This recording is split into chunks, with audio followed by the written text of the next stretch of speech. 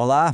Hoje a gente vai mergulhar num dos relatos mais dramáticos e francamente complexos da história bíblica, o livro de 2 Samuel. Essa é a crônica do maior rei de Israel, Davi. É uma narrativa que vai do triunfo à tragédia, e no meio de tudo isso, vemos a formação de uma aliança divina que, olha, ecoa por milênios. A nossa análise vai se dividir em 4 partes, ok? Primeiro, uma introdução a 2 Samuel para a gente pegar o contexto. Depois, vamos ver os triunfos do rei Davi. Na sequência, a gente entra na parte da tragédia, com o pecado dele. E por fim, as consequências e o legado divino de tudo isso. Então, vamos começar. Seção 1, Introdução a 2 Samuel. É aqui que a gente vai entender os fundamentos desse reino que está prestes a se consolidar. Olha só que interessante esses detalhes fundamentais. Primeiro, o autor. A gente não sabe quem escreveu, é anônimo, mas tudo indica que foi uma compilação dos registros oficiais da corte real, sabe? O livro cobre os 40 anos do reinado de Davi, um período de, uau, uma transformação imensa. E o tema central é essa tensão constante, esse cabo de guerra entre a promessa de Deus de uma dinastia eterna para Davi, a famosa aliança davídica, e do outro lado, o inevitável julgamento que vem por causa do pecado humano. E isso nos leva direto para a segunda seção, os triunfos de um rei. É aqui que a gente testemunha a ascensão meteórica de Davi e a consolidação do reino de Israel. A jornada de Davi ao poder foi assim, muito metódica, bem estratégica. Ele não vira rei de tudo de uma vez. Primeiro, ele é ungido rei só sobre a tribo dele, Judá. Depois de uma guerra civil bem complicada, ele finalmente consegue ser ungido rei sobre todo Israel. E aí, vem a jogada de mestre. Ele conquista Jerusalém, uma cidade neutra, e a estabelece não só como a capital política, mas também como o centro religioso da nação, ao trazer a Arca da Aliança para lá.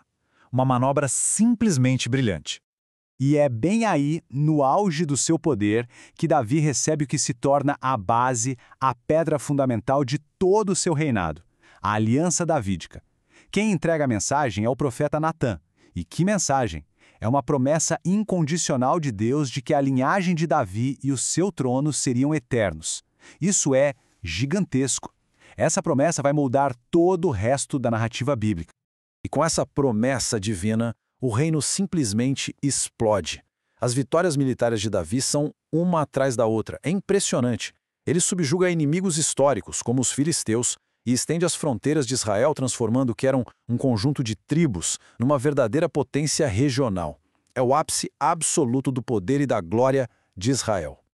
Mas é exatamente aí, no topo da montanha, que a história dá uma virada brusca e para um lado bem sombrio. E com isso a gente entra na terceira parte. A tragédia do pecado.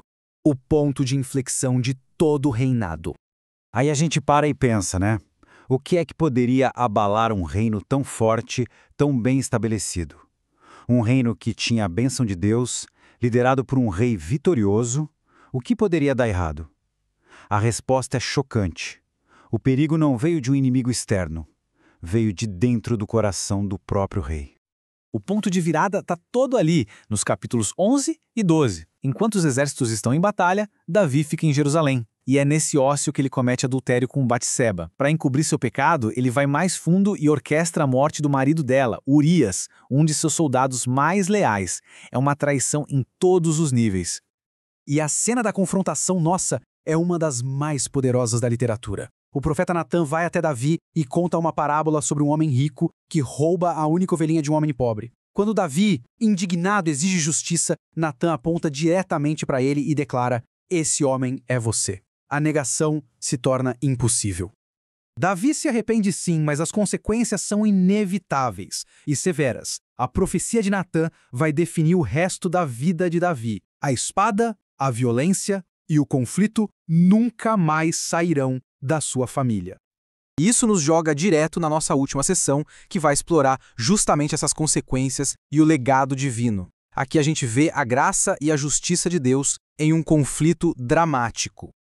Esse quadro aqui ilustra perfeitamente a divisão do livro. A primeira metade, até o capítulo 10, é só triunfo, unificação, aliança divina, vitórias. A segunda metade, em contraste direto, é definida por conflito familiar, julgamento profético, instabilidade política. É como se a gente estivesse lendo sobre 2 reinados completamente diferentes. É a história de antes e depois do pecado.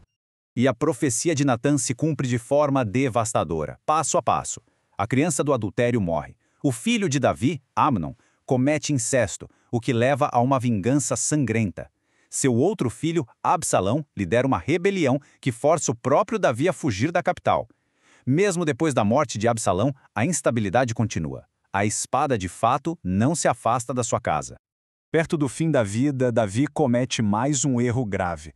Ele realiza um censo por orgulho, um ato que demonstrava confiança na sua própria força militar em vez de em Deus. E o resultado? Um julgamento divino na forma de uma praga que começa a assolar a nação. O livro de 2 Samuel não termina com uma vitória, mas com um ato de expiação. Para parar a praga, Davi compra a Era de Araúna, que era um lugar de debulhar grãos, e ali constrói um altar a Deus. É um momento de humildade e redenção que encerra um reinado de extremos. E aqui está o ponto crucial que amarra tudo. Esse mesmo local, a Era de Araúna, comprado como resultado de pecado e julgamento, vai se tornar o futuro local do Templo de Salomão, o centro da adoração de Israel. E assim, o livro nos deixa com uma reflexão profunda.